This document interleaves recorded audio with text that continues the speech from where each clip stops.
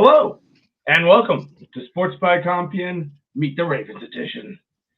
We are joined here by my co-host for this series, the captain of the Rockford Ravens, the man who drives the power, really. George McHatty's here in the house to help us. How are you, George? Good. It's been a busy day as always, but how are you doing, sir? We're doing lovely. Like the shirt, obviously rugby related. And George, we're George here for another episode.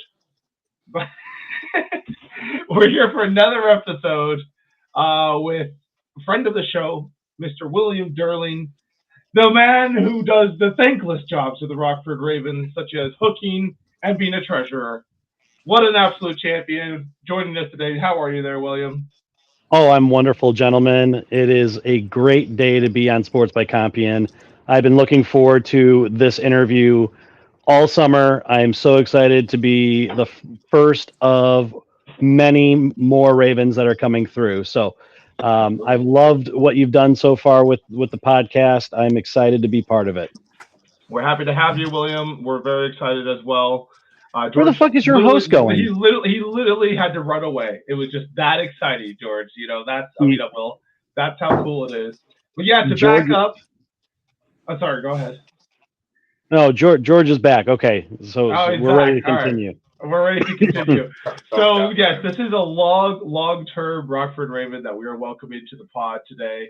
A guy who's been here for years, doing a job that literally no one wants to do, and does it damn well, doesn't he, George?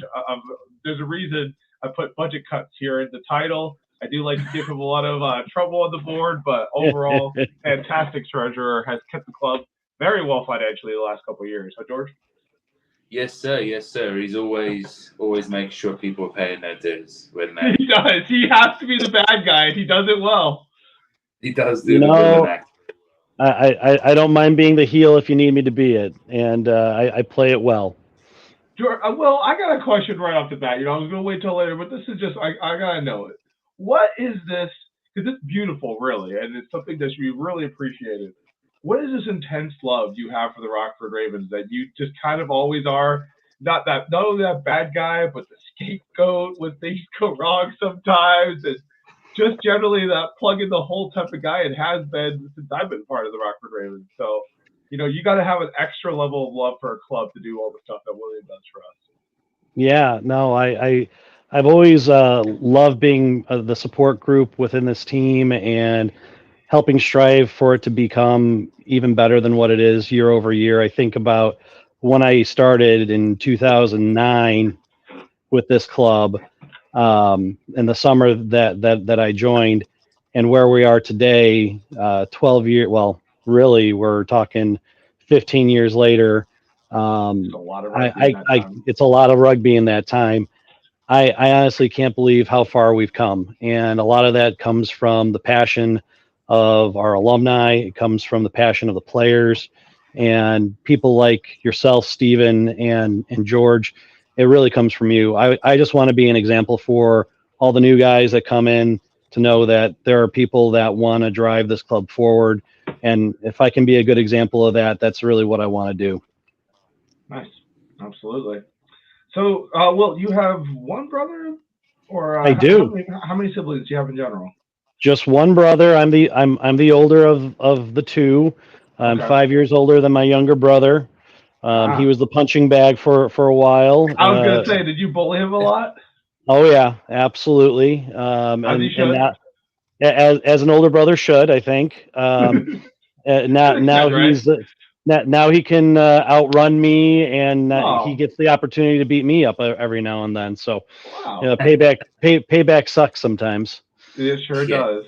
It does. Cool. I so didn't know. What was beat my brother up? So it shows what happened. Don't worry, Tom's gonna get you one of these days, George. You guys still got a huge gap between you and Tom, though. It's quite a difference. 5 years is a big gap. Yeah. So, what were kind of the first athletics you guys both got into? So for me, my first athletics growing up was playing soccer, as George likes to call it, football. But we're in America now, so it's soccer. I played baseball growing up. Started at a young age. Absolutely fell in love with football though. As a sport, I started playing that in third grade for the Belvedere Buccaneers. For those that are in the Northern Illinois area, I played for the junior tackle team there, playing in the wishbone offense that they had. Absolutely just enjoyed sports growing up, and it was a way for me to be fit and a way for me to meet new people and new friends. It was an opportunity for me to showcase skills. And then as I got older, I really loved just those sports in general. I transitioned to wrestling in the winters because I was no good at shooting a basketball. But give me something physical to go do and I'll go do it. The only thing that with Northern Illinois not having a true rugby team in the early 2000s is I didn't have an opportunity to learn the sport sooner. And so I kind of, George, right there, we was probably going to say something about Tom. Do you still remember what was there, George? If not, I got another question here. Yeah, we're 11 years apart, Tom and I are, and I kind of would have asked a little bit more.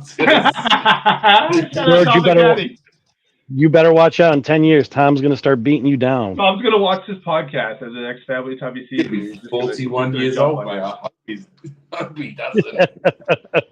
Well, we hope to see him back. But yeah, getting back to that, William. So you mentioned going from soccer, baseball to transition to some more physical sports. Sounds like a similar journey to myself. You find that you were kind of better at that than maybe some of the finesse sports? Like you mentioned, you couldn't shoot a basketball. Samesies, bro. I'm definitely not a basketball guy. Yeah, I mean, honestly, it was great doing physical sports like football, like wrestling, just from the perspective of I was really good at making the tackles, at getting in people's way. I started out as a lineman. And continued to be a lineman throughout all of middle school and into high school for a bit, and until I got to my junior year where I made the decision just to stay at linebacker. So the physical sports just kind of appealed to me at that point. I still played baseball, and I still wrestled as much as I could. Baseball was great. I was a catcher there, so I was playing one of the more physical positions. But my love was still like playing football, making a tackle, going out onto the gridiron, and beating the man across from me. For sure. Did you know about rugby kind of going up into middle school, high school? Absolutely not. I didn't learn about rugby until I went to college, and that's where I learned about it. I didn't even think about it as like I always knew it existed, but I never really thought about. It was definitely not available in Costa Rica too. So. Yeah, and that's the part that when I look at George and his background, where he's played ever since he's been growing up. I mean, that's the key thing that had I'd heard of rugby, but I'd never really seen it played. I knew it was organized chaos. Right. That's about all I knew. So, right?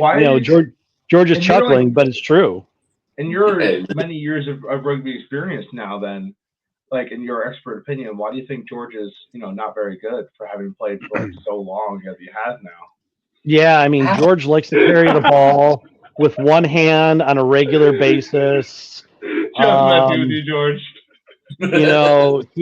He dances. He goes from side to side rather than north and south regularly. Yeah. How many more critiques you want, George? We can keep going, but shout out to George. He actually just won Horror of the Year at Horrorfest because he played tons of rugby and he played it well. A lot of people play tons of rugby, but he played the rugby he did well, and that's why he won Horror of the Year. Also, to testify to Williams' tackling skills, we played against him, and I think he tackled like 2-3 times. It was hard to get away from his. There's some good pictures that.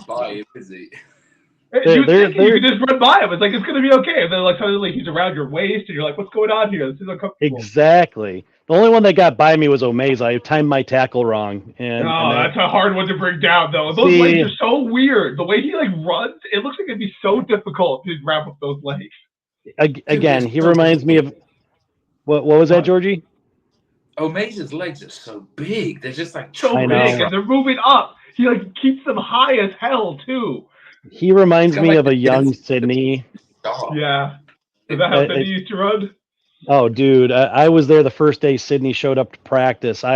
It was my third season back with the Ravens and second or third season back with the Ravens. Sydney shows up. I swear to you, this kid looked like a bowling ball that was shot out of a cannon with the way he ran. And he went against Dave Grinnell, and that was like watching two rockets hit each other the way that they slammed into one another in the bulls in the ring.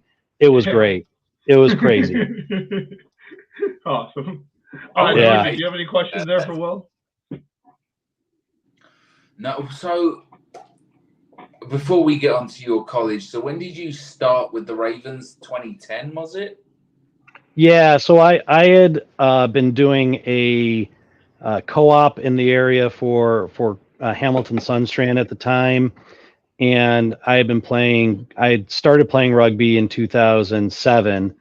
And in 2009, that fall season, I came to join the Ravens. I played in the fall and the spring with them throughout 2008 into 2009. Wow. And it was a lot of fun playing with that team. Out of all of the players on that squad, Paul Gents is still around. Rich Foster is still around actively with the club. A lot of the other guys are retired now. Like we saw Tim Fletcher out at Horfest. We saw Ben Kabatsky out at Horfest. All of the old boys that we know. Matt Jack was out there. I know that he likes to strap on and play a little bit every now and then. Brian Thor was really young to the club, and Dan Reese was also really young to the club at that time. So it was really cool to play with that group of players and get to learn from them and I was playing outside center at the time. But that's when I first started, was that 2008, 2009 time frame with that club. And, it was a lot of fun. And then I went back to college, finished out college, graduated in 2012, and started back up with the Ravens almost immediately. So in your 15-year career now, wow, with the Ravens on and off, how do you think the team has adapted and changed throughout that time? Is it the same sort of play style? Are we better people? Or, what are the things that make you think back? You go, that has changed a lot. Yeah. I would say the culture of the Ravens has always been about having a lot of fun. And that's what always drew me back to playing for this club and wanting to stay playing for this club, is about having a good time, making new friends, and encouraging new people to come out and play. I would say that that's always been around, but I think it's been over the years, it's just grown, right? We've made it better. We've made it more inviting for people to come and join the sport, to make new friends. I mean, if you look at practice on Tuesday, when we had Tim and Mason and Aaron out there, it's like those guys don't realize that they're going to make 15 to 30 brand new friends immediately. And that's a huge aspect behind it. If I think about how we play technically, though, our technical play is leaps and bounds above what if I think back 15 years ago about how we played, we were dragging our forwards in a rucksack across that field left and right, and they were rucking. Backs had no idea how to ruck at all. The ball play at the time was, all right, you're going to get the ball out wide as quick as you can to our outside center and hope that we're getting an overload with our fullback popping in to Luke Wagner, and you're going to pop the ball off to him so that he can go. And I think today about, all right, we've got technical plays that we go call on our set pieces, and how we try to set people up with our style of play now, where it's not always going forward, straight to the backs, forward, straight to the backs. This is a lot different. with the style of play that we're starting to implement and that we have been trying to implement for the last 5 years. It's more of a technical play. It's playing chess rather than checkers. That's how I see our advancement. Wow. That's night and day there. Yeah, absolutely. We don't really have the bulk in the forwards to just plow through teams anymore, so we definitely had to adjust. We did, and even if we did have the bulk, that's not the style of play that works anymore, right? It really you got to conserve your forwards as much as you can because they are dynamic players. They're not just pawns in this game anymore, or at least they shouldn't be treated like pawns anymore. They're more like rooks or bishops, where you're strategically utilizing them on a regular basis, and then you're using your backs as a queen or as a rook to make those plays, or your knights to make those plays. Like, those guys are going out there to play hard. Yeah, there are some plays that are pawn plays. They're meant to set you up so that you can go use your queen or use your knight or use your rook or use your bishop to go slice and dice that other team. Wow. You hear the technical breakdown, George? This is because William has an engineering degree, which I'm not sure is the exact engineering. I think it's like basically he works for Collins, where a lot of our players and Team Richard come from himself. Not exactly sure what they do over there. They say aerospace, but I suspect they're making nukes. That's what's going on, right? What is that? You guys are a bunch of nuclear scientists. Oh, we are rocket scientists. Let's get it right there, bud. We're making sure everything goes the right way. I'm an electrical engineer by trade, but I like to say now that I'm a recovering engineer, because I'm working through and doing more business management than engineering work. But I know enough to be dangerous. Cool. And there's been a whole plethora of players coming from that Collins facility. Absolutely. Rookie of the year last year, Jonah came from there. Talk a little bit about that company and the integration with the Ravens from there. Yeah. So Collins, historically, right in the Rockford area, it's been known as the Sunstrand Corporation.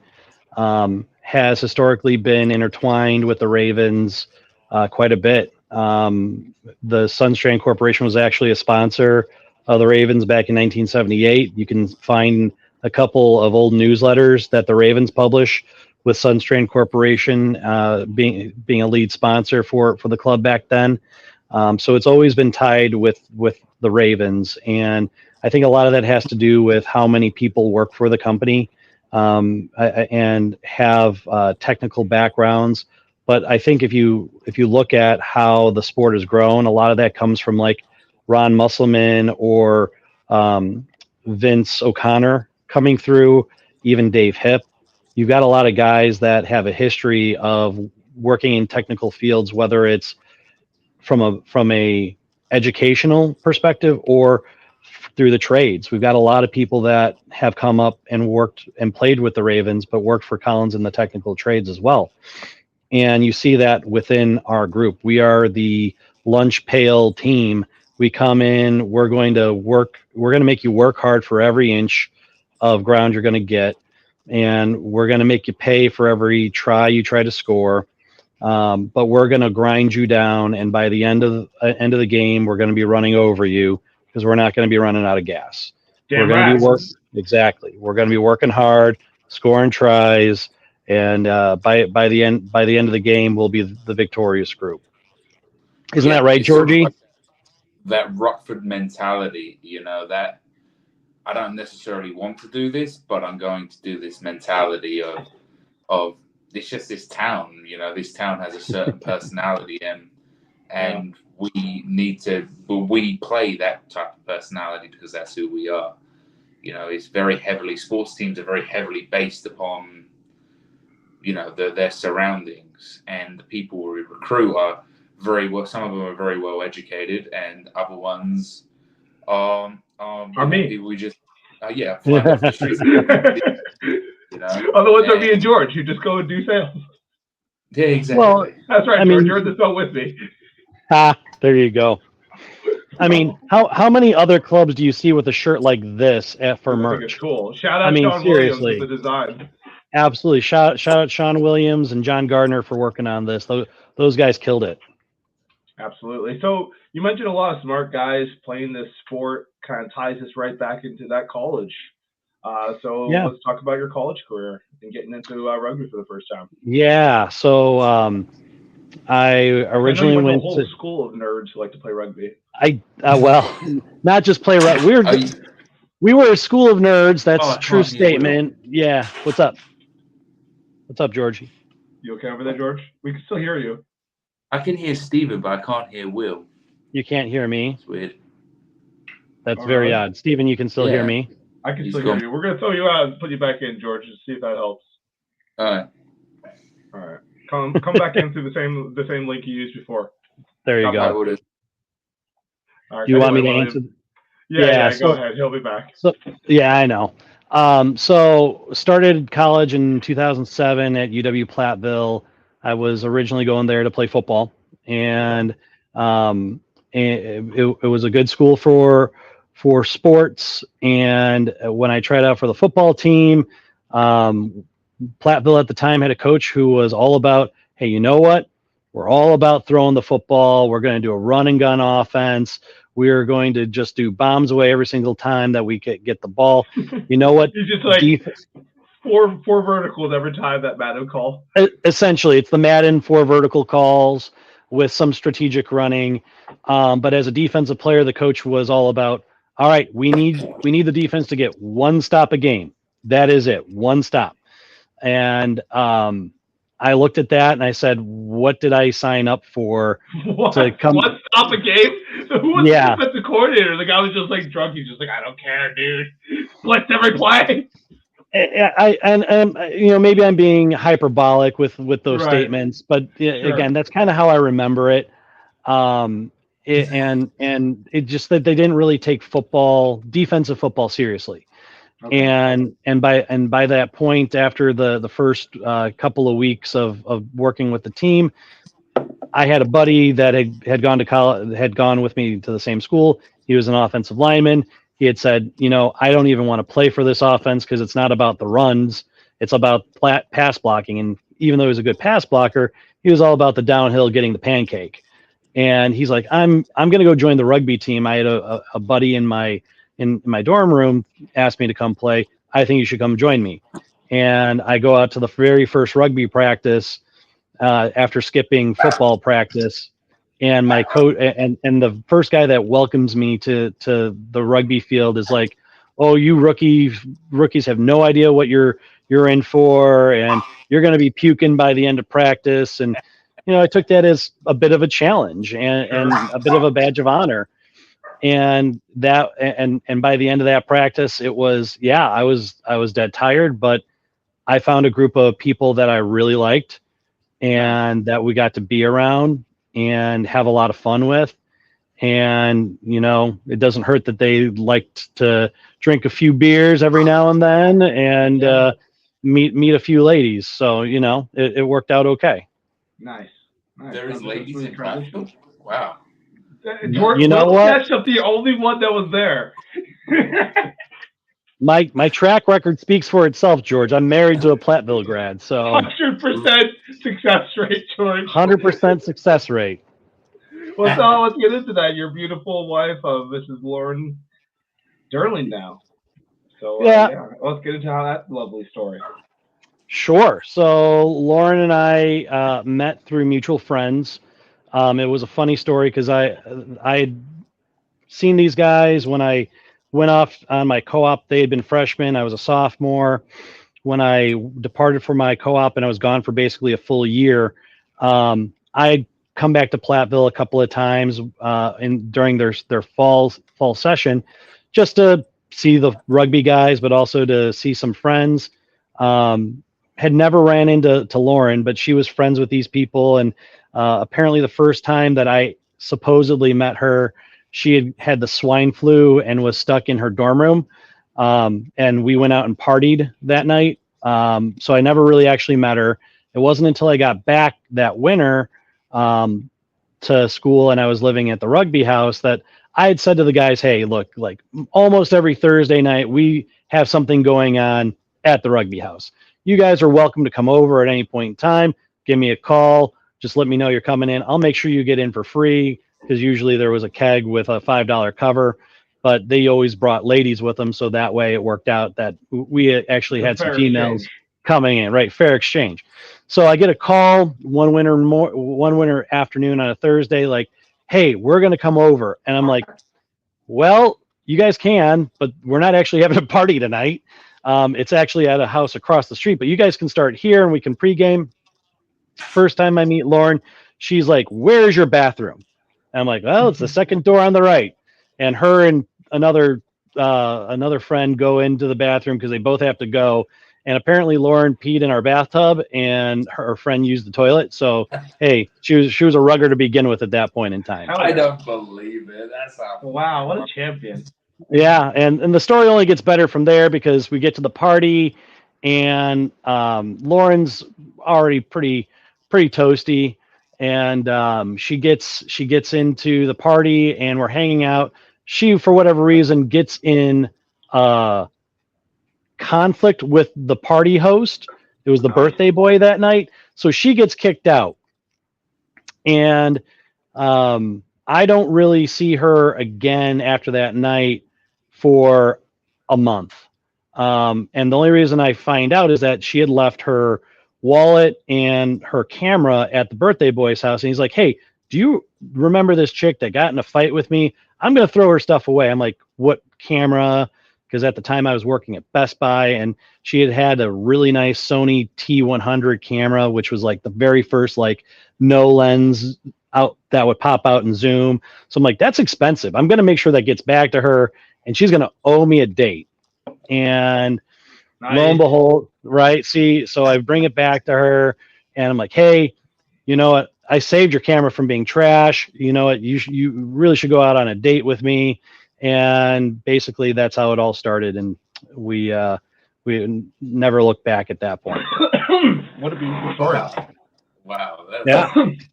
Wow, That's blackmailing at its finest. No, I'm just kidding. Good Still times. to this Well, day, camera ransom. Exactly. I do have a very important question for you. Now, I don't know if you had cartoons back when you were a kid, because I was like cartoons, lots of cartoons. Were you a Cartoon Network or a Nick kid? Oh, I was the WB baby. So original cartoons on Saturday morning. That's what I had. But when cable was a thing, because I didn't have cable, but Grandma and Grandpa had cable, it was Nickelodeon. Okay. All right. That's not too surprising. First Nickelodeon post mentioned here on the pod. There you go. Nickelodeon kid. All right. What were some of the shows you were watching? So I was watching like Hey Arnold and Rocco's Modern Life and Rugrats. And so like Ren and Stimpy had gone on to Nickelodeon for like late night TV, so I would watch that. So that sort of thing. And then eventually I transitioned into MTV, watching Beavis and Butthead and like Daria, and when Ren and Stimpy moved over there too. So, you know, that sort of thing. I kind of forgot that MTV had a whole little cartoon segment too. Cable TV used to be the shit, man. Seriously, it absolutely used to be. Such good stuff in the 90s. Used to have great stuff in the 90s, man. Early 2000s, good times. Oh yeah, when music videos were the rage, and VH1, it was VH1 for music, and Fuse used to do TV. I mean, dang. Who was your pop star crush that you had growing up? Ooh. Wow. That's tough. Pop star crush. Yeah. Ooh. I would have to say Scary Spice. Damn, Spice. Okay. Say the Spice Girls, Will. Scary Spice was, yeah. Spice Girls all day. Yeah, baby. Which one was your favorite, George? I've always liked David Beckham's wife, but her name. I agree. Posh. Victoria, Posh. Yep. Victoria or Posh, yeah. Okay, but you like Dangerous One? Which one was that? The redhead? Me, no. I like the Ginger's, not Ginger Z. Scary Spice, who she was the African American or African UK. Oh right, yeah. Okay, yeah, she was also hot for sure. I think we just All a bunch.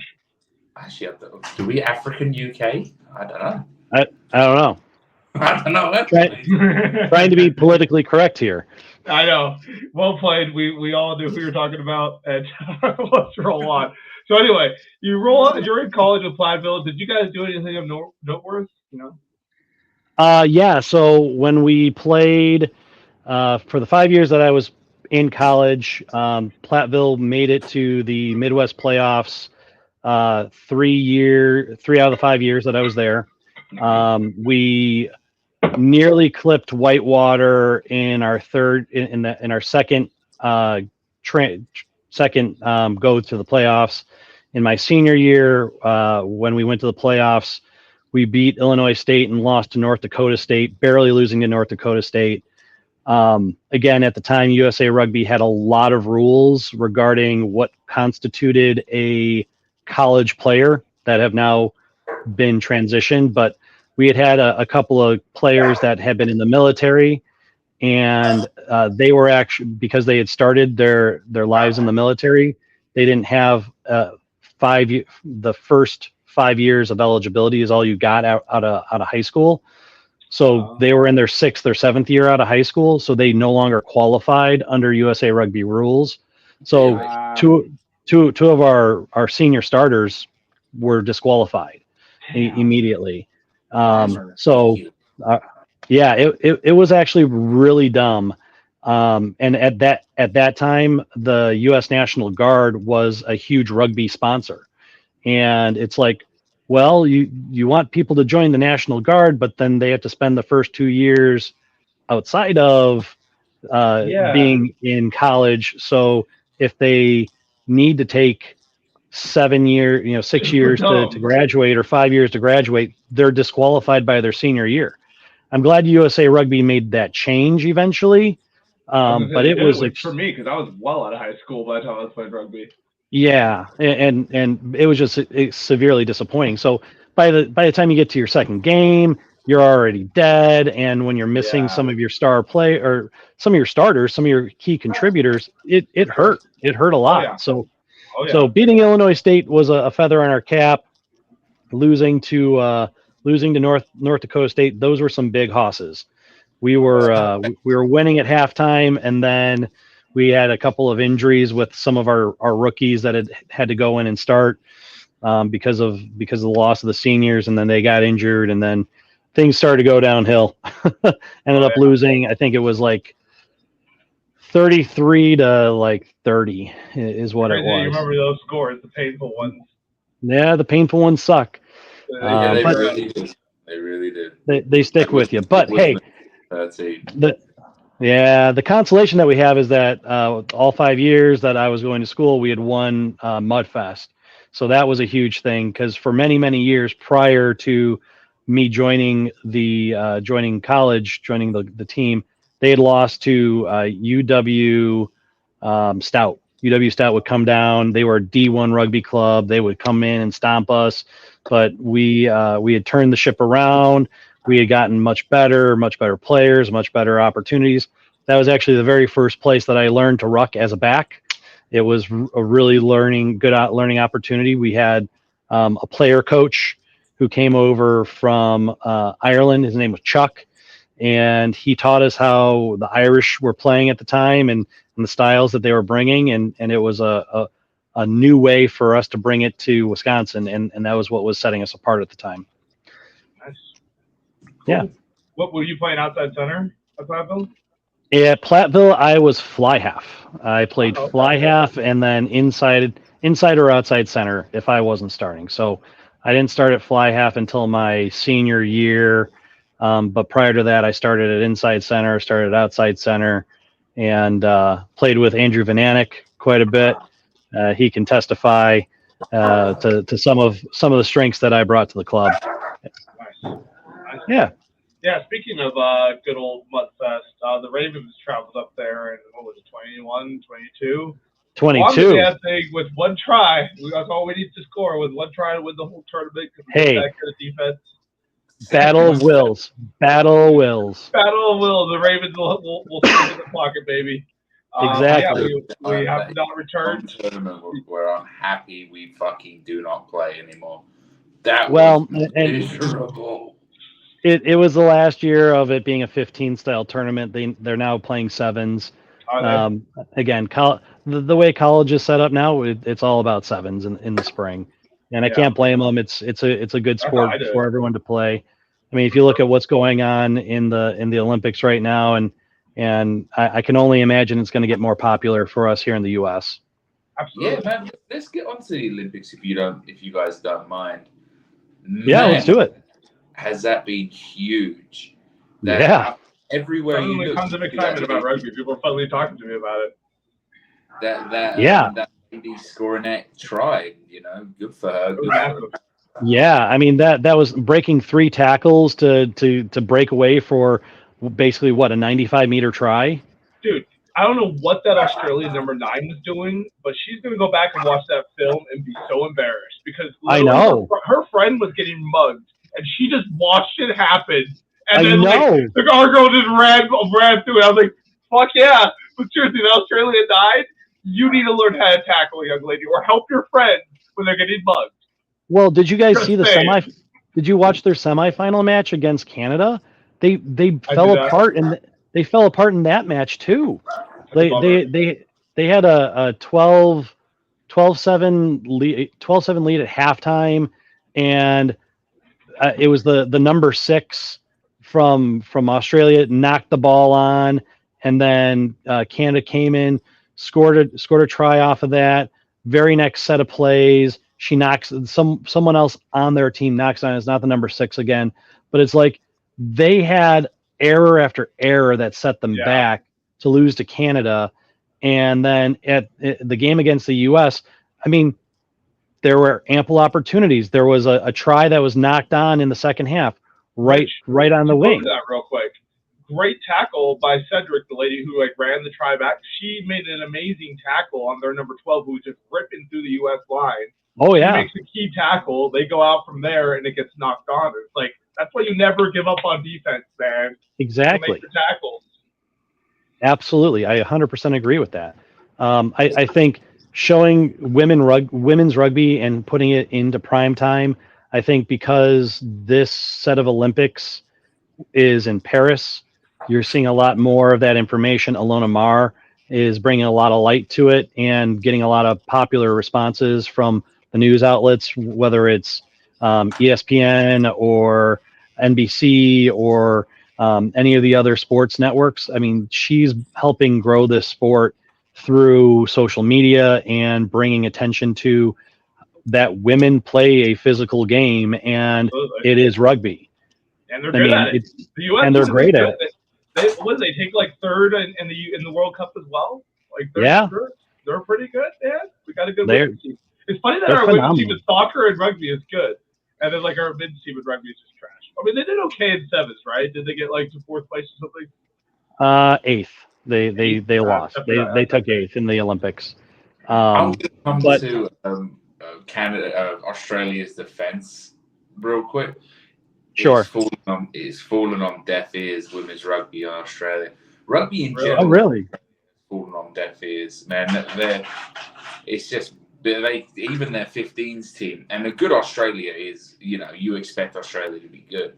It's just you do for them, for the last 8 years. Yeah, their 15s team has definitely been struggling. That's for sure. Well, I mean, I watched that game against Wales during the World Cup out in Lyon, and it's like I was excited for that match. It was a test for a young Wales team, and they just took the wood to Australia. And I mean, they're Australia is now playing Wales in that turnaround match earlier this year and spanked them and blah blah blah blah blah. But it doesn't matter. You lose a World Cup game to Wales that is in a rebuild mode, and you're kind of a laughingstock at that point. Yeah. But anyway, to get back to the William story, yes. You come back to the Ravens, rolling along, this last year, would that not to bring it up or dwell on it for too long, but was that your big first significant injury, or you had others that you've come back from? No, no. William got this injury saving a tackle. You want to talk about hustle defense, man? This dude fucking ran like 70 meters to go tackle a very fast Ryan Melzo. Ryan Melzo, yeah. It was Ryan, yeah. Tracked down Ryan on the outside there and saved the truck. Yeah. Again, I should have had a better form tackle. It was an arm tackle that led to my torn pectoral. But yeah, no, it was the very first major injury that I've ever had playing rugby. I've had the minor nicks and dings, whether it's a pulled muscle here or a strain or bruise or whatever. Something that's never really kept me out for too long. This was the first like major injury that I had to go through surgery, go through physical therapy. But I got to thank the doctors at Ortho Illinois for all the great work that they did, and the physical therapists over there. They did a fantastic job getting me back in shape and allowing me to come back and start playing basically a year later. It was a long year being off. I know that there are lots of fun videos of me yelling from the sideline. Metal Cotton game was iconic, dude. We had to mute the fucking mic after that. It's been muted now, but man, the original clip was worth watching too, people. Let me tell you. It was great. I think somebody needs a hug. Yeah, you can. Yeah, go suck my dick. So. But yeah. Good times. Yeah, that was a bit tough to watch from the sidelines, but it's part of the game, huh? It is. It's part of the game, but it allowed me that ability to see how this team's continuing to grow and how it can be successful, and areas that I can help coach with Paul along the way to help improve. I mean, I think about a guy like Aaron. If he's bought into this team, he's got a long career in front of him, and he's got lots of opportunities. Or a guy like Austin, who I know is going to have to travel a long way down to us now that we've moved the pitch. But he's a phenomenal player that's got lots of capabilities and can bring it day in and day out. So we've got lots of opportunity to continue to train people into new positions and to provide backups. Again, not everyone can be Matt Curnow. Only we can strive to be Matt Curnow to some extent. You're the new North Star. Is that a lot of pressure for you now? You're basically carrying the torch now, and Matt Curnow laid it down finally. Oh man, you're putting that pressure on me. No, I think you and Sean Williams are fighting now on it. I don't know if you know. Yeah, well, I am officially an old boy this year, so it's just the way that it goes. What is that? No, it's 35 is officially an old boy, according to USA standards. But it's a lot of fun, and I'm going to keep playing until my body can't do it anymore. And that's the way that I look at it. I've always loved this sport. I've loved the camaraderie. There's nothing that can replace it. Honestly, being out on the pitch with you guys on a Saturday, I can't think of anything better than that. And I mean, I've got best friends on other clubs that it's like, man, I just like hanging out with you guys and having a good time. This past weekend, Marcus was on my team for Horfest, and it was like we knew how to play with one another because we've played so many times against each other that we know each other's moves. Yeah, like there's no secret. Like, you beat the living shit out of each other for 80 plus minutes, right? And as soon as the final whistle blows, there's no animosity. Maybe somebody hit you late or whatever. You don't hate that, but there's nothing like this sport in my eyes. And you have to go to the person's pub and drink their beer with them. Yeah. Oh, again, that was the biggest thing for me when I started playing in college. Outside of just the team, it was the camaraderie with the opposing team. Yeah. There's nothing like it in high school. You're taught in high school that whatever sport you're playing against, whatever team, that's your enemy. They're not your friends. You're never going to be friends. You gotta defeat them. And if you lose, it's not. You got to be a good sport. You shake their hand, but outside of that, you hate that person. In reality, though.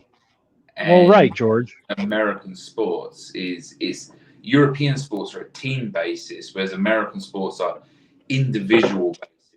You know, yourself, and I agree with that. And you know, but if you think about it, even from a wider standpoint, if you're going to high school in, say, Rockford, you have five high schools within, you know, the city limits. You're going to work with those people one of these days. You may actually become friends with that person later on. There's no reason to think that they're your enemy. It's, hey, you're playing sports. It's supposed to be competitive. And that's what European sports help make the difference. You know that you're going to be out there battling, and rugby is a hooligans game played by gentlemen. And we will go out there and we'll battle for 80 minutes. But at the end of it, you settle your differences at the pub over a pint and you talk it out. And it really is something that no other sport brings that I can see. No. Pretty awesome. So yeah, we'll go ahead and wrap this one up. Sure. George, do you have any final questions for Mr. William here? No, so I have to admit though, you do look really good. Like usually you do look really good. God damn, you look year-long break. They put on a timber. You actually look. He's in good shape too, man. Running that broken Bronco yesterday. That broken Bronco yesterday sucked. That did suck. No breeze. He was just running. I do have one question for you, William. Yeah. Long-term Ravens such as yourself, what has been your absolute favorite Ravens moment? You know, it could be on the many tours you probably have taken part in with the Ravens. Could be just something on the pitch, maybe something off the pitch. What's been your favorite moment? It's a good question. There are a lot. There are a lot of good memories. Bring up a couple. Yeah. So the first one that comes to mind is one of my favorite tries that I scored. It was against Economwalk. We were playing at Blackhawk pitch. Sydney was inside center. Dave Grinnell was outside center, and we were already beating them pretty handedly, but they still had their starters out there.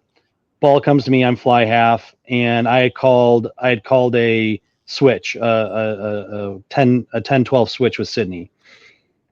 Dave was also running in line, and as I'm running with the ball, I run the switch, but I dummy it at the last second.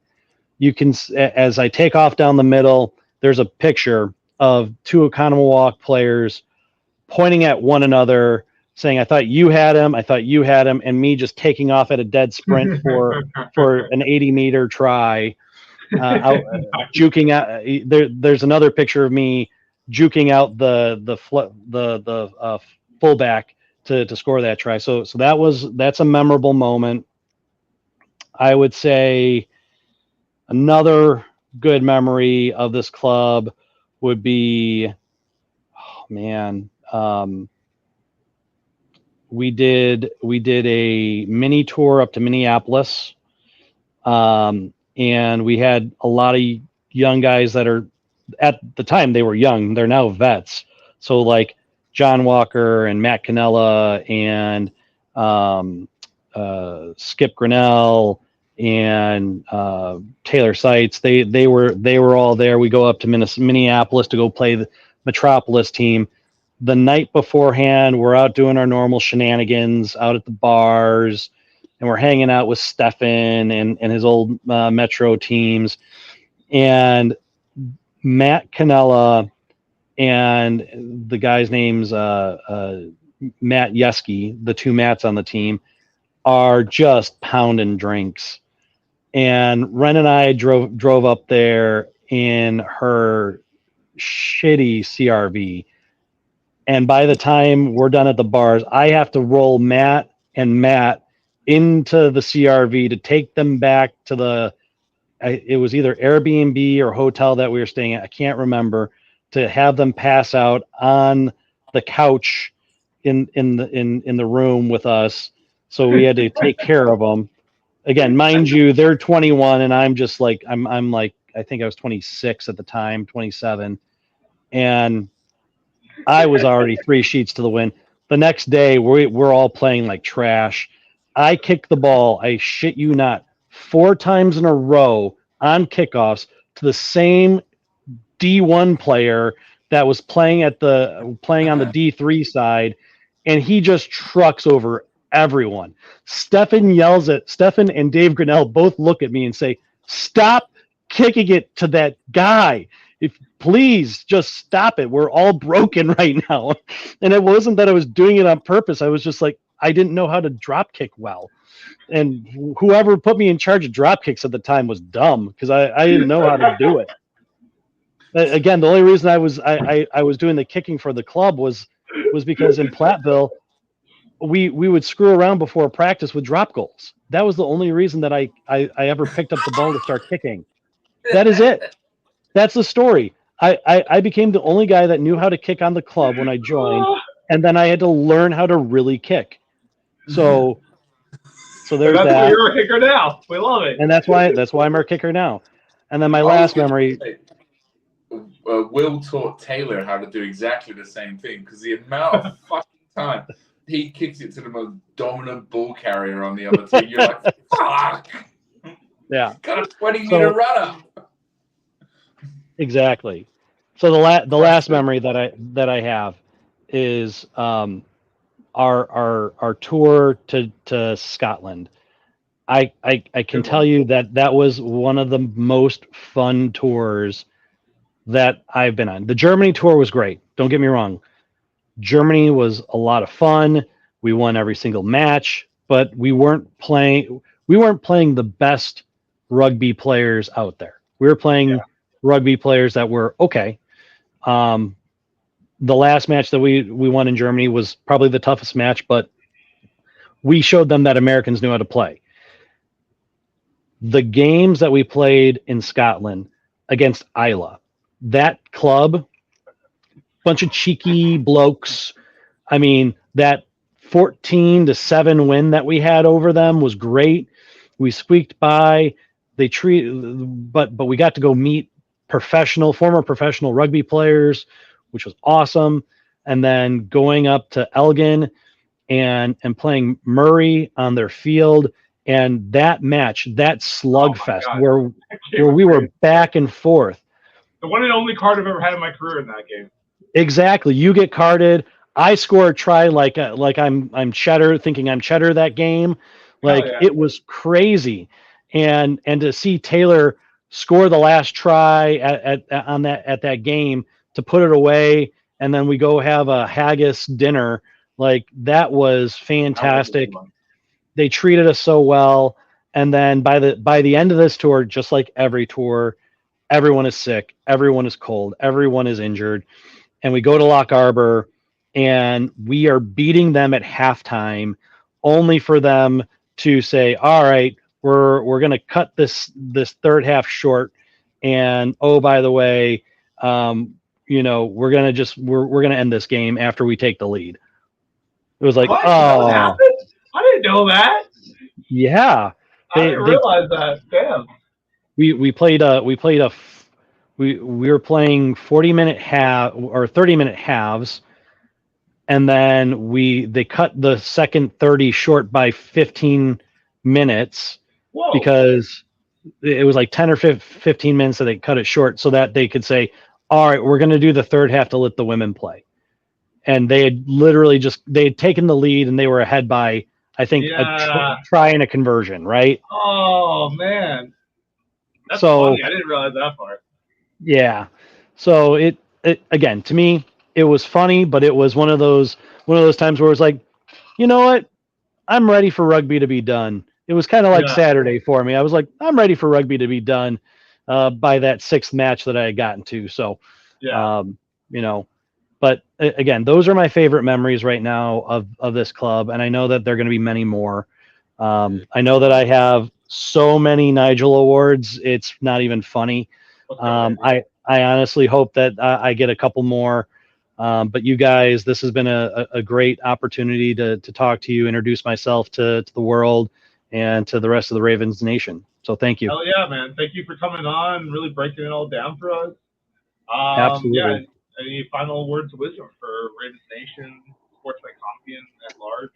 Yeah, I mean, if you've got an opportunity to lend a hand and support anyone in general, give it, support it.